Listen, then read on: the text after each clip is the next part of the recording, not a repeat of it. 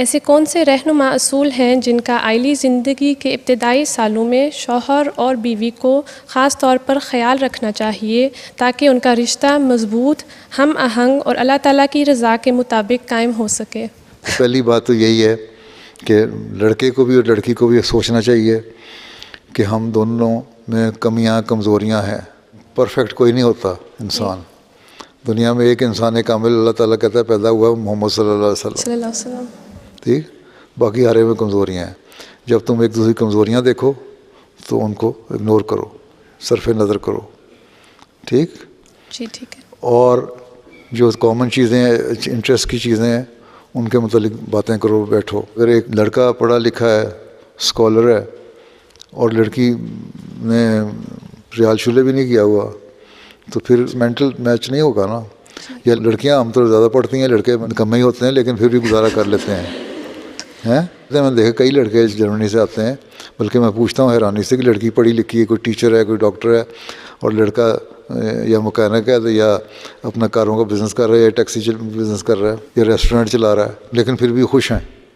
جی تو یہ تو انڈرسٹینڈنگ کی بات بھی ہے. سیدھی بات تو یہ ہے کہ یہ سوچ لو کہ ہر ایک کمیاں کمزوریاں ہوتی ہیں. ہم نے اپنی جو کمزوریاں ایک دوسرے کی ان کو ظاہر نہیں کرنا، اس کو اگنور کر دینا ہے، صرف نظر کرنا ہے، تاکہ ہماری عائلی زندگی اچھی ہو. اور اگر بچے جب پیدا ہو جائے اور بچوں کی تربیت پہ اچھا اثر پڑے اس کا.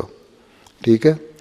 پھر جب بچے پیدا ہو جائیں پھر قربانی کرنی چاہیے ہمیشہ ماں باپ کو، اور اپنے اخلاق کو اچھا کرنا چاہیے. پھر اللہ تعالیٰ سے تعلق پیدا کرنے کے لیے نمازوں کی طرف توجہ دینی چاہیے. مرد اور عورت دونوں کو عبادت کرو، نمازیں پڑھو.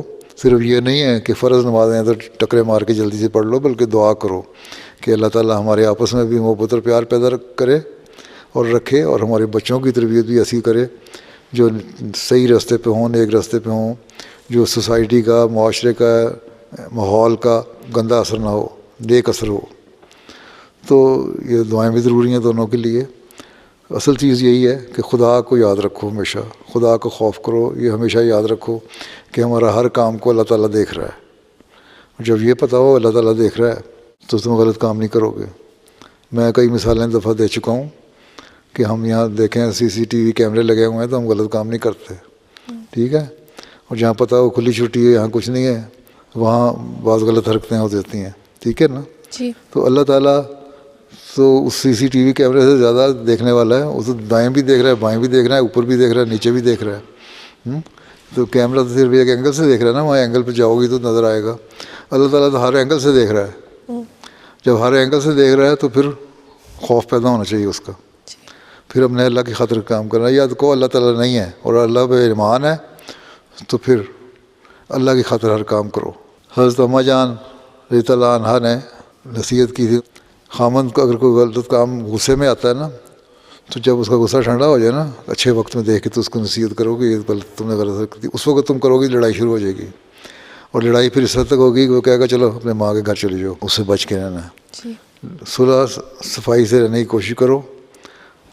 بیوی کو غصہ چڑھے تو مرد خاموش ہو جائے، اچھے وقت نصیحت کر دے. مرد کو غصہ چڑھے تو بیوی خاموش ہو جائے، اچھے وقت نصیحت کر دے.